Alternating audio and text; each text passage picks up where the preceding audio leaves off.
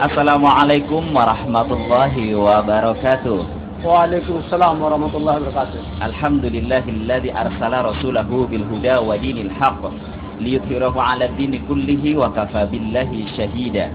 Asyhadu an la ilaha illallah wahdahu la syarika lah wa asyhadu anna Muhammadan 'abduhu wa rasuluhul mab'uulah la nabiyya ba'dah. Allahumma shalli 'ala Muhammad wa 'ala ali Muhammad. Amma ba'd. Saudaraku yang dikasihi Allah Subhanahu wa taala, pemirsa Ar-Rahman Channel di mana saja Anda berada, bahagia sekali kembali kami bisa menjumpai Anda. Dalam kesempatan kali ini kami masih tengah berada di acara Islamic Book Fair 2004. Dan bahagia rasanya jika Anda masih setia dengan bahasan kami tentang Kristologi, yang dalam kesempatan kali ini juga kita akan membahas tentang Yesus seorang Muslim. Tentunya tema yang sangat menarik buat kita semua, bukan? Dan alhamdulillah di studio juga sudah hadir seorang narasumber yang pakar dalam bidang kristologi yang satu ini. Siapa lagi kalau bukan Bapak Dr. Saniful Munir. Assalamualaikum, Pak. Waalaikumsalam warahmatullahi wabarakatuh. Alhamdulillah ya, saya bisa kembali ketemu, Pak. Dan saudara yang dikasih Allah Subhanahu wa taala, di studio mini Ar-Rahman Channel kali ini juga sebagaimana biasa telah padat dikunjungi oleh hadirin dan hadirat yang tampaknya siang ini masih sangat segar bugar untuk mengikuti diskusi tentang Yesus seorang Muslim. Kita sapa mereka. Assalamualaikum Bapak Ibu semuanya. Alhamdulillah. Tetap semangat? Apa kabar semuanya? Oh, enggak begitu. Jawabnya begini, alhamdulillah, luar biasa, Allahu Akbar. Bisa? Baik, saya ulangi lagi. Apa kabar semuanya? Jadi Anda harus semangat semua. Masih semangat? Ulangi lagi. Apa kabar Anda semua? Alhamdulillah. Kayak Ustadz kita jadi tambah semangat nih.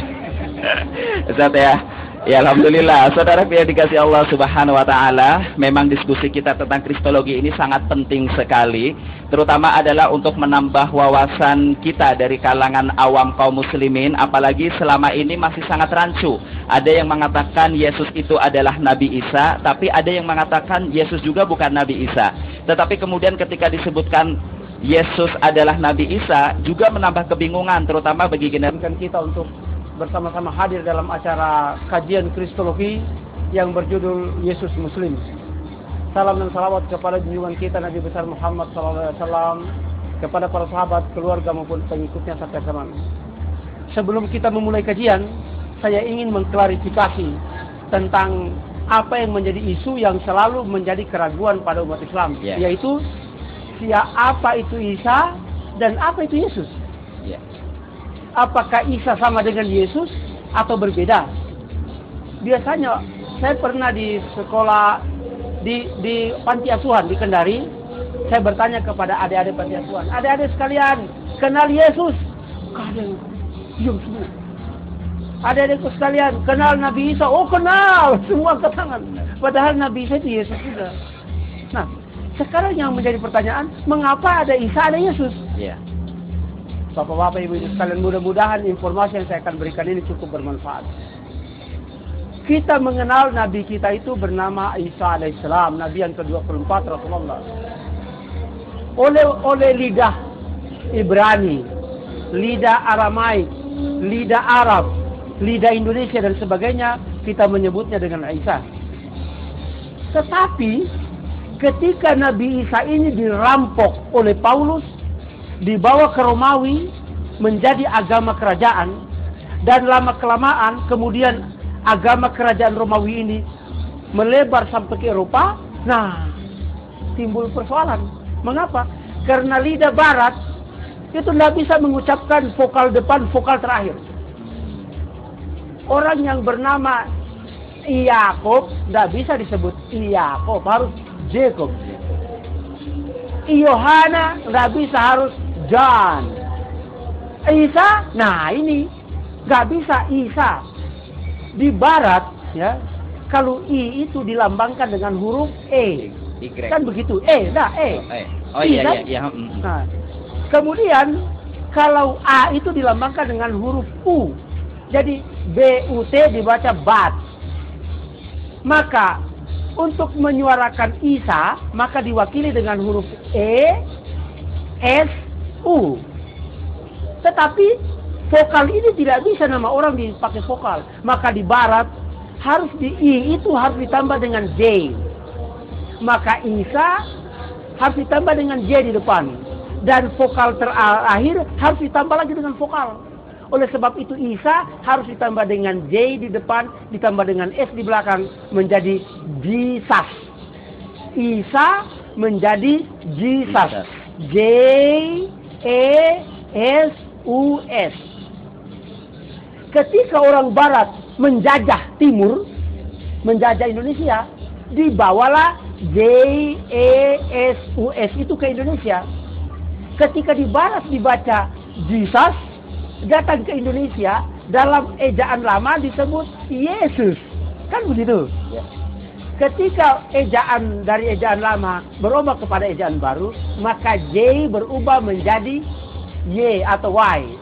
Simsalabim dari Isa menjadi Yesus. Ini very simple. Mengalami penambahan huruf ya. Ya. Lidah sama orang Buton dengan orang Bugis.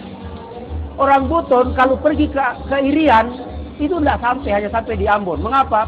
Mau kemana? Ke Iria. Iria. N jadi N seringnya ya? Nah, Iria, Buton. Iria. Kalau Makassar, lewat sampai ke Port Moresby. Mengapa? Mau kemana? Ke Iriang.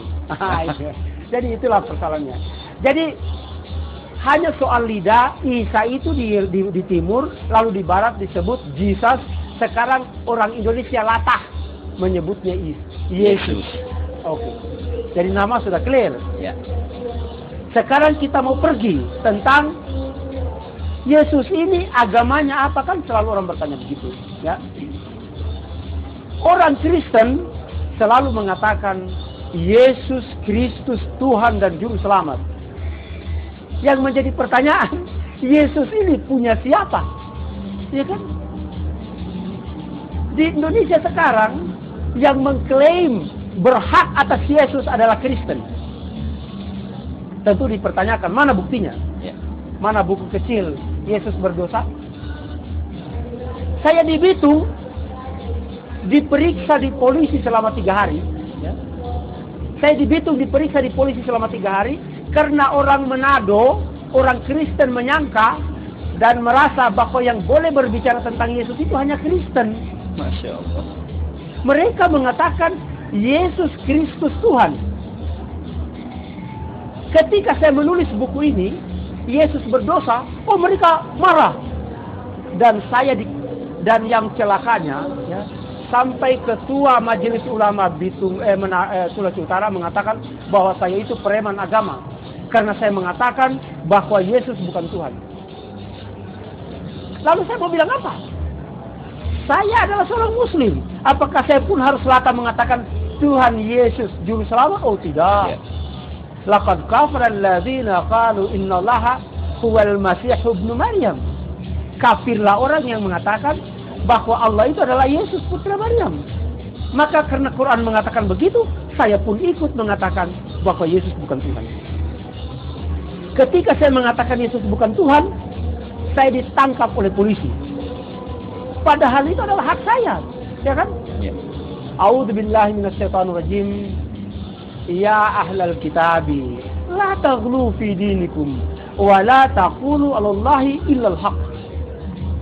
Kan seharusnya orang Yahudi, orang Kristen dengar dong firman Allah ini. Hai orang Yahudi, hai orang Kristen, janganlah kamu berlebih-lebihan dalam agamamu. Mengapa? Jangan kamu mengatakan Yesus itu Tuhan, hai Kristen. Iya. Jangan kamu mengatakan Yesus itu nabi palsu, hai Yahudi. Ya kan? Wala taqulu 'alallahi illal haq. Jangan kamu mengatakan tentang Tuhan kecuali yang benar.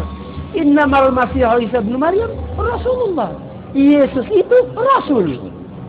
Bukan Tuhan, bukan nabi palsu. Ya kan? Nah, disinilah kita melihat bahwa ternyata yang berhak berbicara tentang Yesus atau Nabi Isa itu ada 3. Yahudi, Kristen, Muslim. Jadi kalau Kristen marah-marah kita berbicara tentang Yesus itu salah alamat. Maaf. Kami Muslim lebih berhak berbicara tentang Yesus karena Yesus itu adalah Nabi. umat Islam, Nabi dan Rasul yang ke-24. Orang Kristen mengangkat Yesus sebagai Tuhan. Oh, tunggu dulu, siapa bilang dia Tuhan? Ya. Malah kita yang menuntut kepada mereka, mengapa kalian mengatakan Yesus Tuhan? Ya kan? Ya. Sementara dia mengatakan bahwa ya Bani Israel, inni Rasulillahi ilaikum. Ya kan? Orang-orang Israel pun mengatakan ketika Yesus menyembuhkan orang, dia mengatakan, orang-orang Yahudi mengatakan dia seorang nabi. Jadi tidak pernah orang yang disembuhkan itu mengatakan bahwa dia Tuhan. Siapa yang mengatakan Tuhan? Para penyembah berhala di Romawi. Nah, ada deviasi ya di sini ya. sebenarnya. Sekarang setelah kita mengetahui bahwa umat Islam berhak berbicara tentang Yesus, umat Kristen berhak berbicara tentang Yesus, umat Yahudi berhak berbicara tentang Yesus, sekarang saatnya kita uji. Klaim siapa yang benar? Kan begitu. Yeah. Jangan mengaku benar sendiri, Pak. Ailahumma Allah. Kul hatu burhanakum in kuntum shadiqin. Kamu mengatakan masih ada Tuhan selain Allah? Nah, buktinya mana? Gitu loh. Buktikan walaupun satu Ya, ayat ya. jangan langsung teriak-teriak ya di dalam koran-koran mengatakan, oh apa namanya, Dr. Munir sesat. Tunggu dulu siapa yang sesat. Al-Quran mengatakan Kristen para pendeta itu yang sesat, bukan saya. Ya kan? Malahan malahan kalau kita menguji bahwa Yesus itu agamanya apa, inilah sekarang yang kita akan lihat. Sekarang saya akan mulai melihat dari membongkar naskah-naskah tua, membongkar kupasan para pakar Alkitab tentang agamanya Yesus itu siapa. Sekarang dalam Burton Elmak. Ya, jadi semakin nyata bahwa sebutan Yesus itu karena sudah mengalami kontaminasi bahasa gitu barangkali ya Pak ya. Sekarang Burton Elmak halaman 45. Di sini dikatakan, ya, no early Jesus group thought of Jesus as Christ or of itself as Christian Church. Ya kan? Jadi para pengikut Yesus tidak pernah menganggap Yesus itu Kristus. Burton Elmak dalam bukunya Who Wrote the New Testament, ya kan? Dan kemudian dia mengatakan lagi as the Christ or of itself as a Christian Church, atau Yesus ini pendiri agama Kristen. Tidak ada, ya kan? Selanjutnya Michael Beigen, Henry Lincoln, dan Richard Flake, sayang bukunya saya tidak bawa. Dia mengatakan bahwa Kristen tidak dapat lagi dikatakan berkaitan dengan ajaran Yesus, tetapi hanya dengan gambar Yesus. Jadi Yesus itu tidak ada kaitannya dengan agama Kristen, ya kan? Yeah. Nah, kalau begitu kita mau pertanyakan, ya kan? Lalu kalau begitu, siapa pendiri agama Kristen, ya kan? Yeah. Di dalam buku ini, di halaman 104, Paul poses as the founding father of Christian congregation. Paulus dianggap sebagai pendiri dan bapaknya agama Kristen. Jadi Yesus tidak tahu menahu dengan Kristen. Ya. Sekarang kita mau tahu Yesus dan Paulus. Kemudian lagi masih di dalam ini bukunya Michael Beigen, Henry Lincoln, dan Richard Flake, halaman 78. It is from Paul and Paul alone that a new religion begin to emerge. Agama ini asalnya dari Paulus, dan Paulus sendirilah yang memulai menciptakan agama Kristen. Jadi Yesus tidak tahu menahu tentang Kristen. Ada indikasi kuat bahwa agama Kristen itu didirikan oleh orang, berarti dalam hal ini Paulus. Ya bukan kan? agama samawi sebagaimana yang gembar-gemborkan selama ini dong kalau begitu Pak. Kemudian oleh A.N. Wilson dalam bukunya Jesus Alive, ya, halaman 22, juga mengatakan bahwa Paulus adalah pencipta dan pendiri agama Kristen. Jadi sekarang kalau kita bicara Kristen, itu adalah ciptaan Paulus. Lalu Yesus, mari kita lihat. Ya.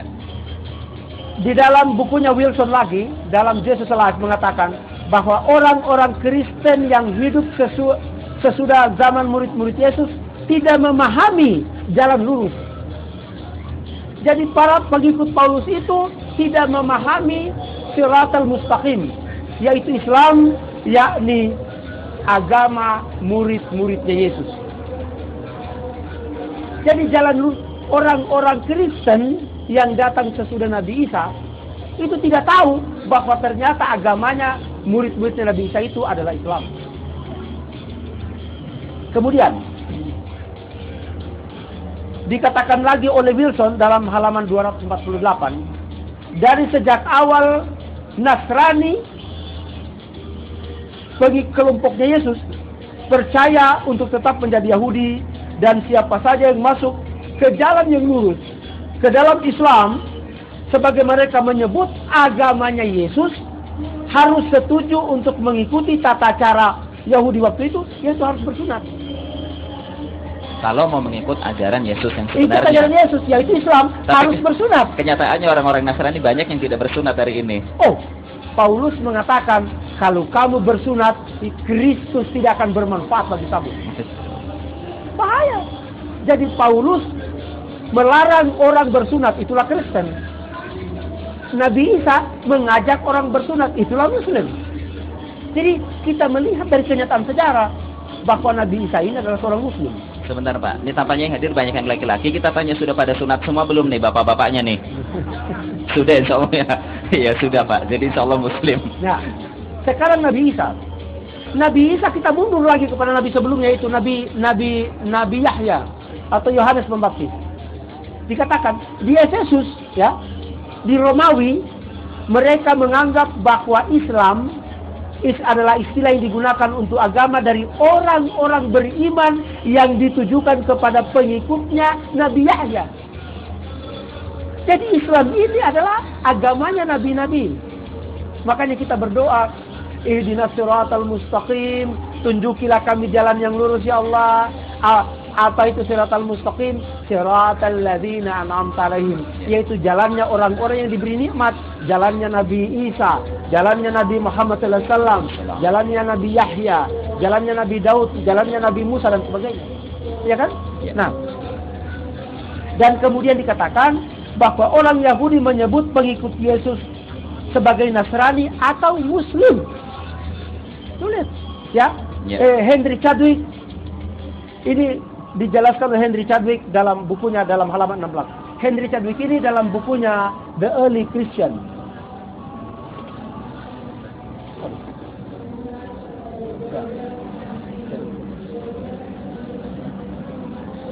Oke.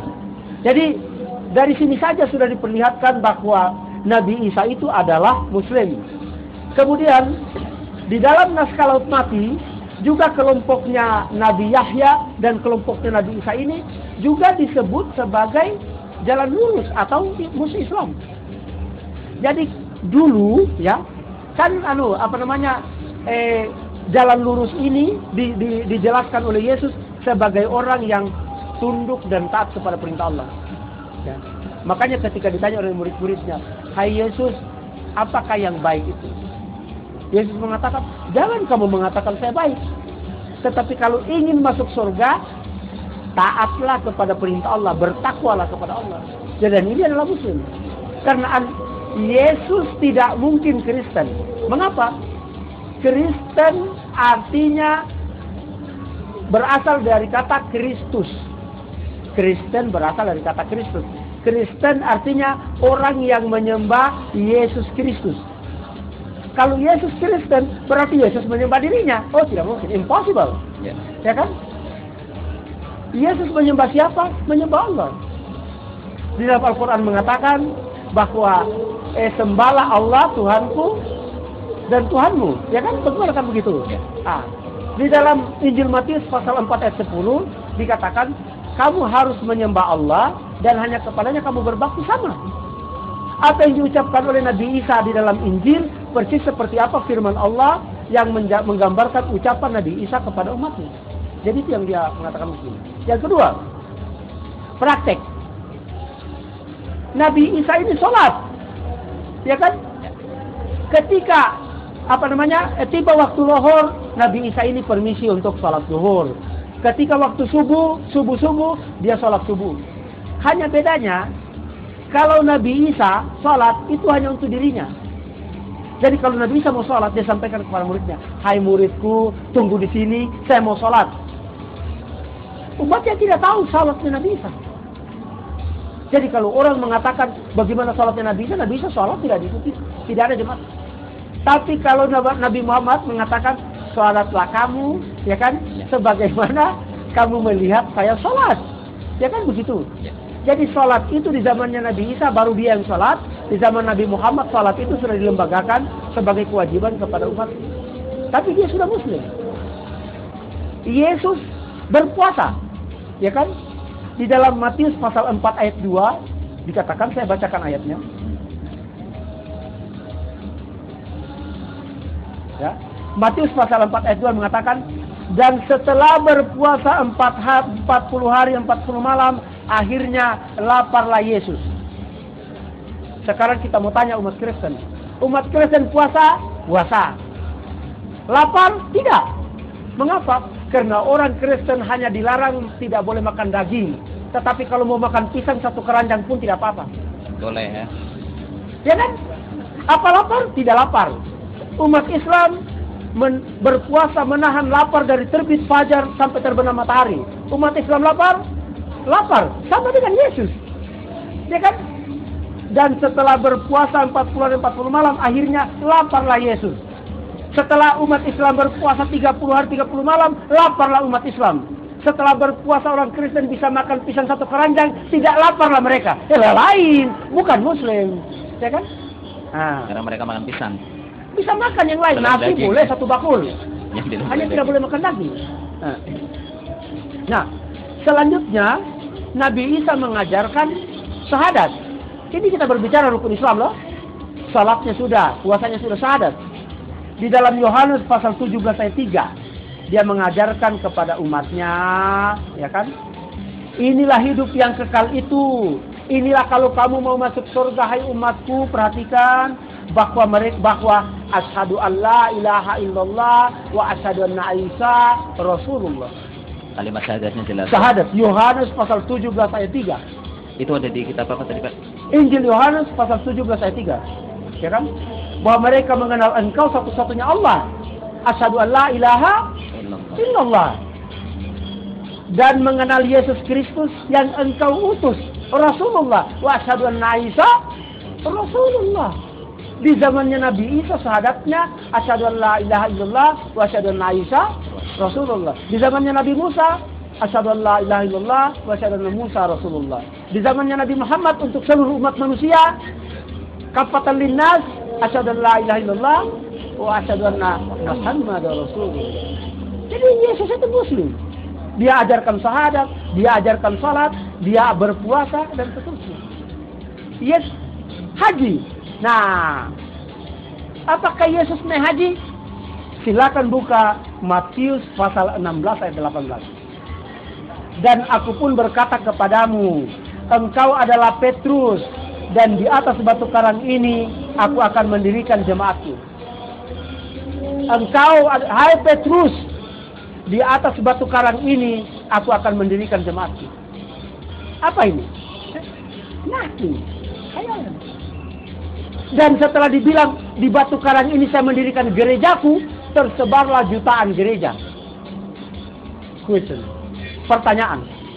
Apakah Yesus merencanakan membangun gereja yang ada sekarang yang mempersoalkan dia? No. Itu bukan impian Yesus. Dalam bahasa Ibraninya, ya kan? Hai Petrus, ya bahasa Yunaninya, hai Petrus di Petra, saya akan membangun jemaah saya. Sekarang yang menjadi pertanyaan, apa itu Petra? Ya kan? Orang Kristen lalu buru-buru menerjemahkan Petra, oh batu karang, halas. Oh no, jangan begitu Pak. Jangan menerjemahkan nama tempat, jangan menerjemahkan nama orang. Inilah kecelakaan-kecelakaan yang menimpa terjemahan Alkitab. Karena nama tempat diterjemahkan. Ya kan? Kalau misalnya Cipanas, oh Cihot dalam bahasa Inggris. Ciinit dalam bahasa Filipina nggak bisa. Cipanas ya Cipanas. Yesus mengatakan, hai umatku di Petra, saya akan membangun jemaah saya. What is Petra? Where is Petra? Saya tidak bawa kamusnya. Di dalam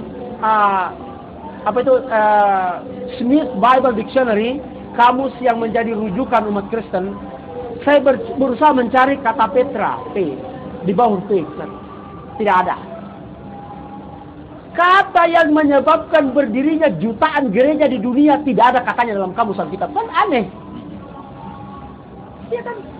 Tidak ada referensinya jelas. Surprising, there is no Petra in the dictionary. Akhirnya saya orang yang tidak cepat putus asa. Saya cari, loh, kok adanya di bawah Nebayot, di bawah N? Aneh. Petra ada di bawah N. Apa dia katakan? Nebayot was popular with the ram of Nebayot and the flock of Kedar. Nebayot ini terkenal dengan kambing jantan Nebayot, kibas Nebayot dan kawanan Kedar. Siapa Nebayot, siapa Kedar? Nebayot adalah anak sulungnya Nabi Ismail alaihissalam. Siapa Kedar? Kedar adalah anak keduanya Nabi Ismail alaihissalam. Nebayot was popular with the ram of Nebayot and the flock of Kedar. Jadi kata Nebayot ini sangat populer karena ada istilah kibas Nebayot dan kawanan Kedar. Seterusnya, the capital of the Nebayot and the flock of Kedar is Petra. Ibu kota tempat tinggalnya keturunannya Nabi Ismail ini namanya Petra. Ibu kota Saudi Arabia ini namanya Petra. Yesus mengatakan, hai umatku, di ibu kota Arabia saya akan membangun jemaah saya. Bukan di Roma, keliru. Ya kan? Ini Matius pasal 16 ayat 18. Ya kan? Lalu kemudian di mana Petra itu? Ya kan? Dia mengatakan bahwa Petra menurut saya akan memperlihatkan peta di zamannya Nabi Isa. Lokasinya tergambar di sana, Pak. Ya. Jadi saya berbicara selalu dengan bukti-bukti. Ya. Ini adalah skema dunia di zamannya Nabi Isa. Mata angin arah dunia di zamannya Nabi Isa. Utara, North Antioch. Timur, Babilonia. Barat, Romawi. Selatan, Alexandria. Dikatakan Petra is at the southeast of Palestine.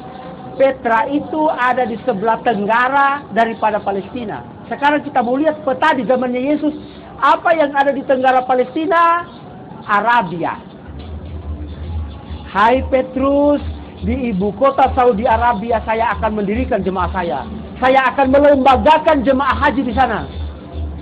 Dan tidak terlaksana. Langsung sudah ditangkap. Akhirnya Yesus mengatakan, hai umatku, masih banyak yang ingin kukatakan kepadamu, tapi kamu belum bisa pikul sekarang. Nanti kalau datang Nabi berikut, dialah yang akan membimbing kamu kepada seluruh kebenaran. Dia akan melaksanakan apa yang sudah kuperintahkan. Apa yang terjadi? Nabi Muhammad SAW merealisasikan, melembagakan ibadah haji di Makkah dan Madinah, di Petranya Saudi Arabia di abad ke-6. Allah Akbar. Jadi semua ibadah-ibadah yang kita lakukan sekarang itu dilakukan oleh Nabi Isa. Dengan demikian Nabi Isa adalah Muslim. Yesus tidak pernah melakukan ibadah seperti yang dilakukan umat Kristen. Berarti Yesus bukan Kristen. Ibu siapa, Bu? Iya. Iya. Assalamualaikum warahmatullahi wabarakatuh. Waalaikumsalam warahmatullahi wabarakatuh. Saya bernama Umi. Iya, Bu. Saya bertanya, tapi saya akan menerangkan background pertanyaan saya ini, ya, pengalaman. Saya bersyukur Bapak telah berbicara tentang kristologi di sekitar ruangan ini. Iya. Tapi apakah ada bapak-bapak yang lain yang terjun ke masyarakat luas masalah kristologi untuk umum? Iya. Kenapa saya berbicara seperti ini? Saya dari tahun 80 sampai tahun 87, saya didatangi penginjil misionaris ke rumah saya, ke asrama, ke kampus. Itu ada 4 kali. Dia mengkristenkan saya dengan Al-Quran dan yang kedua meluruskan ajaran Trinitas. Jadi tolong saya sampai hari ini Pak, saya sedih dan pedih karena saya tidak melihat gerak orang Islam untuk mengatasi ini. Assalamualaikum warahmatullahi wabarakatuh. Waalaikumsalam warahmatullahi wabarakatuh. Baik, dari Mbak yang baju ungu, silahkan. Nanti langsung disebutkan namanya. Saya kira sudah 2 orang. Belum, tadi baru masukan Pak, bukan pertanyaan. Dan orangnya juga sudah menghilang, nggak tahu kemana tuh. Nggak tahu, kalau masih ada suruh maju aja. Karena dia numpang lewat, kemudian mendengar kata haleluya gitu kan. Haleluya itu kan ucapan mereka yang artinya adalah puji Tuhan. Puji Tuhan bahasa Islamnya adalah alhamdulillah. Kita sedang membahas kosakata bahasa. Silakan. Assalamualaikum warahmatullahi wabarakatuh. Waalaikumsalam warahmatullahi wabarakatuh. Saya Aya Rokaya ya Pak. Mau bertanya gini, kebetulan dulu saya pernah belajar kebudayaan Islam ya. Jadi saya tahunya itu Kristen, Yahudi sama Islam itu agama Romawi, agama langit, Hindu, Buddha itu agama ardi. Iya, jadi mau bertanya gini, dan satu lagi mau pertanyaan, dulu di Romawi sempat ada ya Kristen, terus terpecah menjadi 2. Kristen yang lurus yang mengakui bahwa Nabi Isa itu adalah utusan Allah bukan Tuhan itu ditumpas gitu. Saya mau nanya dua paham itu jadi di Romawi. Terima kasih. Assalamualaikum warahmatullahi wabarakatuh. Waalaikumsalam warahmatullahi wabarakatuh. Iya Pak, jadi yang berupa pertanyaan itu dari Ibu Umi yang tadi menanyakan adakah pembahasan kristologi ini di tempat-tempat yang lain selain seperti ini. Karena pengalaman rohani beliau sempat dikristenkan justru lewat Al-Quran oleh para penginjil. Jadi sekaligus permohonan nih Pak. Terima kasih atas pertanyaannya. Saya sangat prihatin, saya sangat simpati dan prihatin hal itu. Bahwa saya ini terus terang selama 13 tahun adalah instruktur kristologi Dewan Dakwah Islam di Filipina, Islamic Dakwah Council of the Philippines. Tetapi lalu kemudian sejak 2 tahun lebih yang lalu saya dipaksa oleh teman-teman istilahnya ya supaya kembali ke Indonesia karena di Indonesia ini kristenisasi merajalela. Tolong diluruskan. Jadi setelah saya datang kemari, saya juga di samping saya prihatin, saya juga bersyukur bahwa ada juga orang-orang yang mau bergerak di bidang kristologi walaupun jumlahnya itu bersedikit, sehingga kami itu sangat gencar menulis buku, sangat gencar membuat VCD, sangat gencar sekarang ini kami menerbitkan majalah Modus. Ini adalah satu-satunya majalah perbandingan Islam Kristen di Indonesia.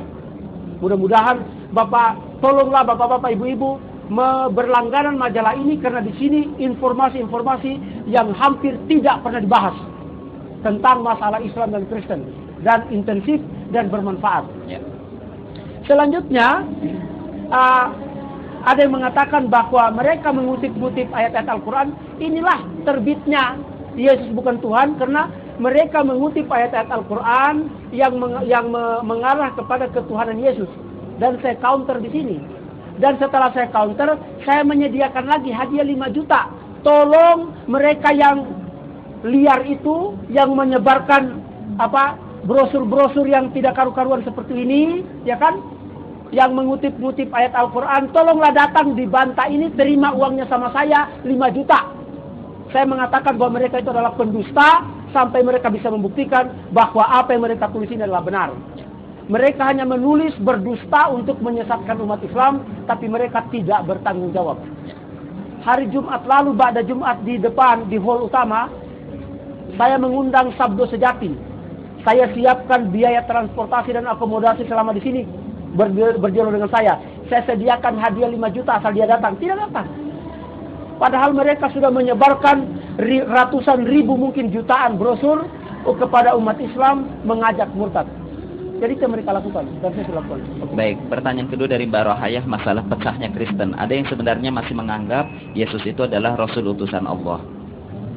Jadi di zaman Nabi Isa itu tauhid, ya. Di zaman murid-muridnya Nabi Isa tauhid, tidak ada ketuhanan Yesus, ya kan? Nanti sesudah memasuki abad kedua, Yesus ini mulai diangkat menjadi perantara antara Tuhan dan manusia atau Logos. Ya. Tetapi ketika orang-orang Kristen mengangkat Yesus menjadi Logos, masih ada pula orang-orang Nasrani yang mempertahankan bahwa Yesus itu hanyalah Nabi. Dan ini adalah golongan Arius yang ingin mempertahankan Yesus ini, namanya Athanasius. Ya.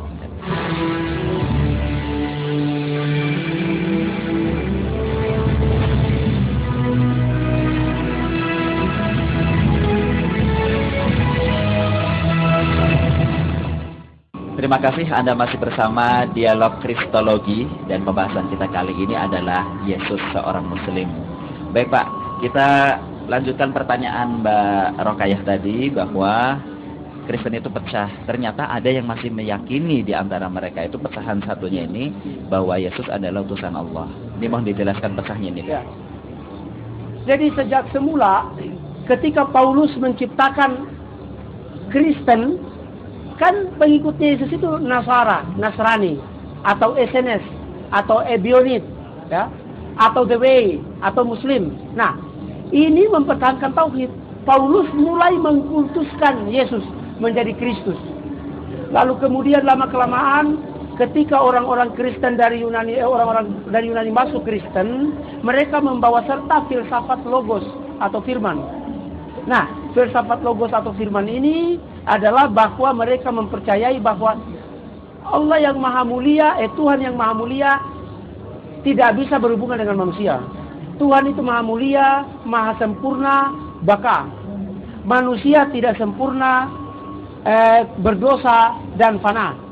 Oleh karena itu tidak bisa berhubungan.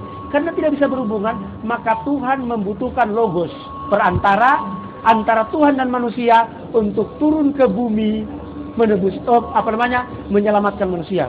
Dan ini, paham ini kita bisa lihat sisa-sisanya dalam suratnya Paulus kepada jemaat di Filipi pasal 2 ayat 6 dan 7. Di situ dikatakan Filipi pasal 2 ayat 6 dan 7 dikatakan bahwa yang walaupun dalam rupa Allah, logos tadi, ya, logos itu adalah yang datang dari Allah. Walaupun dalam rupa Allah, tidak menganggap kesetaraan dengan Allah itu sebagai milik yang harus dipertahankan, melainkan telah mengosongkan dirinya sendiri dan mengambil rupa seorang hamba menjadi sama dengan manusia. Jadi logos ini menurut yang tadinya roh, sekarang dalam Kristen dia turun ke bumi mengambil bentuk manusia. Dan paham logos ini oleh Kristen kemudian disamakan dengan Yesus. Jadi di abad kedua, Yesus menjadi perantara antara Tuhan dan manusia. Tetapi Nasara tetap mempertahankan tauhid. Sampai dengan kemudian Yesus dilantik menjadi Tuhan di abad keempat, masih ada juga Nasara. Inilah golongan Arius. Dan yang sudah murtad, sudah musyrik mempertahankan Yesus itu Athanasius. Sampai dengan sudah Trinitas, Bapa adalah Tuhan, Anak adalah Tuhan, Rohul Kudus adalah Tuhan. Abad ke-6 tetap juga masih ada Nasara. Di mana itu mereka? Yang ada di Arab. Waraka bin Naufal itu bukan Kristen, Waraka adalah Nasara. Ini yang tidak dimengerti oleh umat Kristen.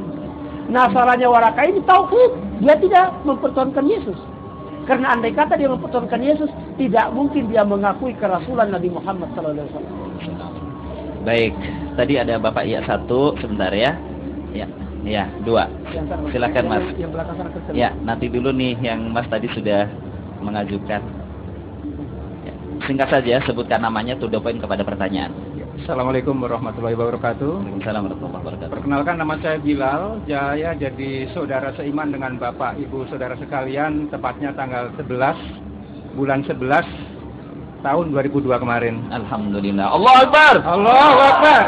Saya nomor 1 mohon bantu doa untuk dari saudara sekalian. Saya tetap istiqomah nomor 1. Insyaallah.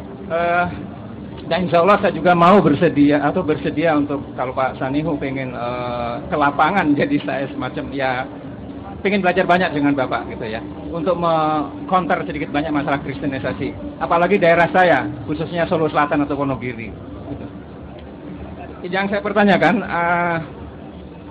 setelah saya jadi muslim, kadang sekarang ini ada dari kaum muslimnya sendiri itu, mohon maaf, yang saya anggap orang tahu, ternyata maaf kalau saya pakai istilah fisik, dia itu terlalu membanggakan kegolongan dia. akhirnya namanya ukhuwah Islamiyah itu tidak ada. Seperti contoh sekarang masalah partai ini, Pak. Saya prihatin, saya juga sedih, kadang menangis. Islam gimana kalau iman mau bersatu gitu. Kalau bersatu insya Allah luar biasa.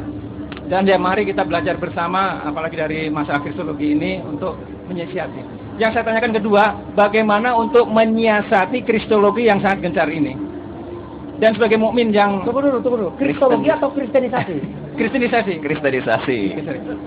Yang saya tanyakan ketiga, untuk jadi mukmin yang betul-betul mukmin, bagaimana saya harus bersikap dalam keseharian seperti ini? Baik. Begitu aja. Cukup ya 3 ya. Iya. Oke. Wassalamualaikum. Waalaikumsalam warahmatullahi wabarakatuh. Jadi menghadapi kristenisasi itulah sebenarnya. Jadi ada orang mengatakan bahwa kita harus meningkatkan kesejahteraan dan sebagainya. It's okay. Tapi meningkatkan kesejahteraan itu bukan pekerjaan kecil. Ya kan? Berapa puluh juta umat Islam itu berada sangat miskin. Dan mengangkat mereka itu bukan pekerjaan yang bisa memutar telapak tangan.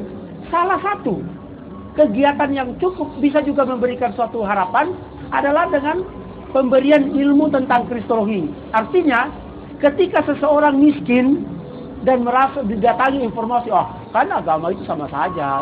Yuk masuk Islam juga ke surga, masuk Kristen juga ke surga. Akhirnya, kalau begitu lebih baik saya masuk Kristen tambah Indomie, lebih beruntung dengan tetap Islam tidak dapat Indomie, kan begitu?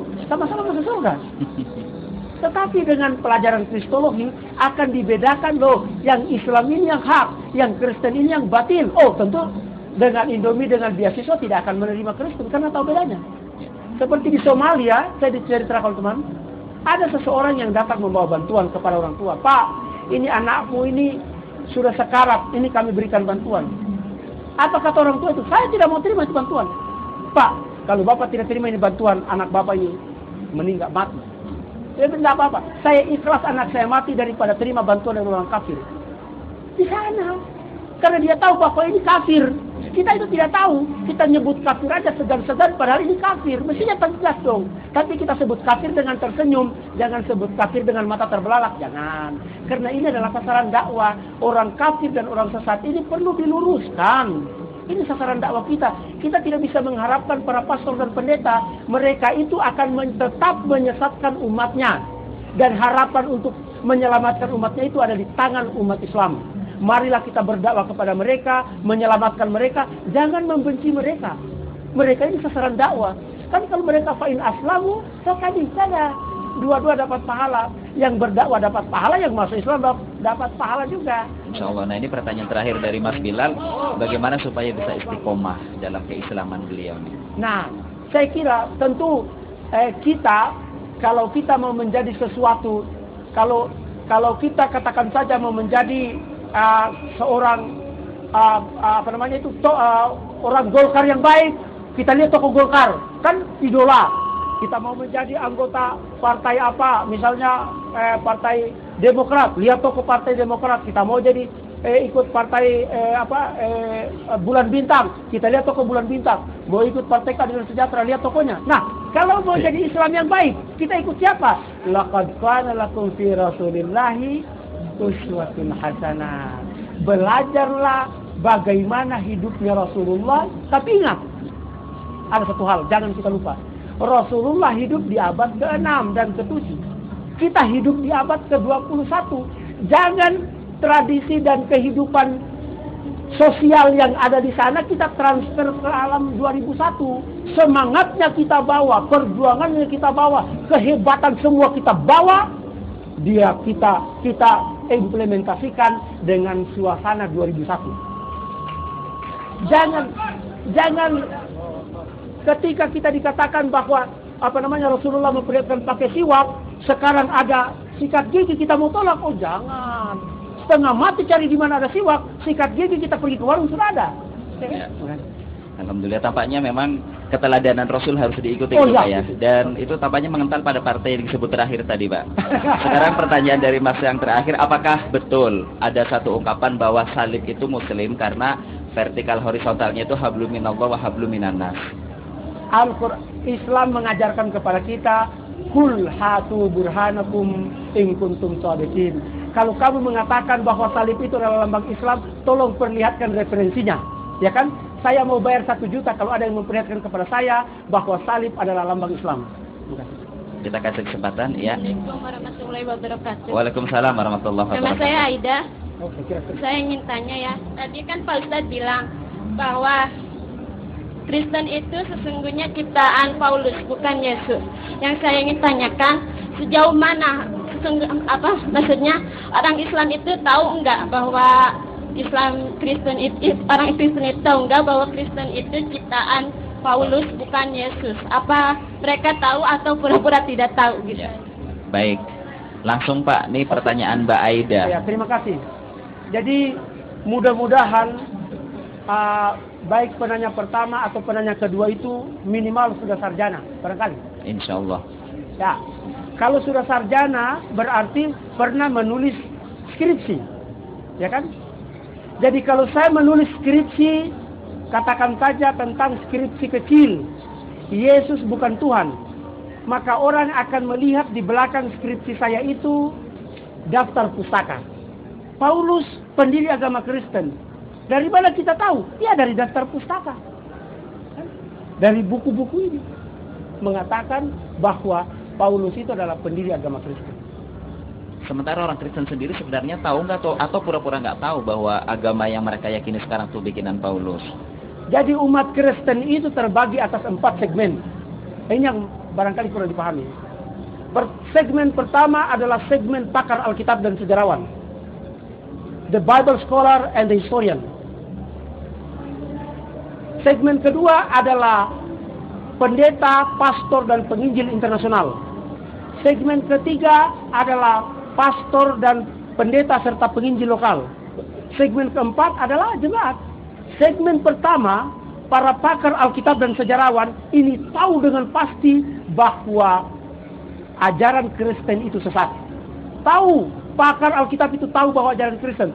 John Selby Spong tahu, Robert Fang tahu, A.M. Wilson tahu, Russell Sorto tahu, ya, Barbara Thiering tahu, Profesor Jenkins tahu, kemudian ini Burton L. Mark semua tahu, pakar Alkitab tahu bahwa ajaran Kristen itu sesat. Para pendeta, penginjil dan pastor internasional, apakah mereka tahu bahwa ajaran Kristen itu sesat? Tahu. Tetapi mereka tidak mau menyampaikan. Para pakar Alkitab dan sejarawan tahu bahwa Kristen itu sesat dan mereka menyampaikan. Mereka menulis buku dan sebagainya. Robert Fang, ya, itu setelah dia mengetahui tentang kesesatan Kristen, dia melakukan penataran kepada para pastor dan penginjil internasional bahwa ajaran Kristen itu sesat. Jadi para pastor, pendeta dan penginjil internasional tahu bahwa ajaran Kristen itu sesat, tapi mereka tidak menyampaikan kepada jemaat. Pendeta dan penginjil lokal yang seperti kelas-kelasnya sekolah teologi yang ada di Jakarta dan ada di daerah-daerah, itu kebanyakan tidak tahu, tidak mendapat informasi yang jelas tentang kesesatan Kristen. Jadi mereka di brainwashing seakan-akan Kristen itu benar 100%. Jemaat Kristen, nah ini yang berada dalam kegelapan. Robert Fang, Russell Sorto dalam bukunya The Gospel Truth, ya, mengutip pernyataan daripada Robert Fang, dia mengatakan, ini Russell Sorto mengutip Robert Fang, mengatakan bahwa saya sudah menatar para pastor dan pendeta itu berpuluh-puluh tahun, bahwa Yesus itu bukan Tuhan, bahwa Yesus itu bukan anggota Trinitas, bahwa tidak ada dosa warisan. Para pastor dan pendeta, yes. Tetapi begitu mereka kembali kepada jemaat, itu tidak disampaikan. Mengapa? Setelah diperiksa oleh Robert Fang ini, mengapa para pastor dan pendeta ini tidak menyampaikan? Ternyata para pastor dan pendeta ini takut didamprat. Mengapa? Karena setiap hari, setiap minggu datang, oh, puji Tuhan Yesus. Ya kan? Puji Tuhan Yesus. Tiba-tiba setelah selesai penataran mengatakan, para jemaat, saya minta maaf, ternyata Yesus bukan Tuhan. Apa yang terjadi? Dia bisa dipalungku di situ. Ya kan? Oleh sebab itu, daripada dia dapat celaka, daripada dia kehilangan mata pencarian, ya biarin aja ini umat tetap dalam kesesatan. Memelihara kebodohan ya Pak ya. Baik Pak.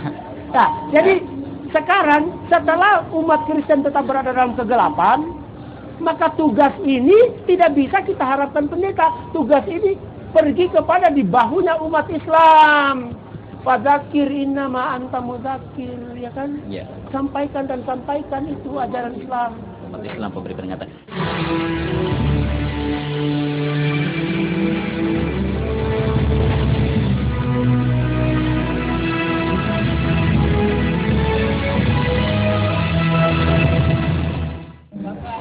Bismillah, Assalamualaikum warahmatullahi wabarakatuh. Waalaikumsalam warahmatullahi wabarakatuh. Nama saya Siraj. Pertanyaan saya adalah, di Kristen itu kan saya kenal namanya Trinitas, yang katanya Trinitas itu ada Tuhan Bapa, Tuhan Anak, dan Tuhan Yesus barangkali. Roh Kudus. Atau Roh Kudus. Ya maaf, bisa diterangkan nggak siapa saja mereka? Karena selama ini justru profilnya sering dikemukakan oleh orang-orang yang mentuhankan Yesus sebagai Tuhan gitu. Ya hanya Yesus saja yang dikultuskan sebagai Tuhan. Baik. Sementara yang ini tidak. Yang kedua, kalau menurut saya sebenarnya Kristen itu tidak pantas hidup di Indonesia. Karena Pancasila sendiri kan menganut pertama itu ketuhanan yang Maha Esa. Pertanyaannya? Iya. Pertanyaannya, maaf bukan pertanyaan tapi sebuah statement gitu. Baik. Bahwa kalau kita relevansikan dengan Pancasila bahwa itu tidak cocok dan tidak pantas untuk, ya artinya menyimpang dari Pancasila gitu. Oke, terima kasih. Ya, Assalamualaikum warahmatullahi wabarakatuh. Assalamualaikum warahmatullahi wabarakatuh. Baik, kemudian pertanyaan dari Mas Siraj nih. Siapa-siapa sajakah yang masuk dalam Trinitas itu? Bisakah dijelaskan? Ini yang saya sering sayangkan ya, ketika orang Islam tidak memahami pengertian Trinitas dalam Kristen, ya kan? Lalu kemudian menganggap bahwa apa yang dikatakan bahwa Bapa dalam Kristen itu adalah sama dengan Allah.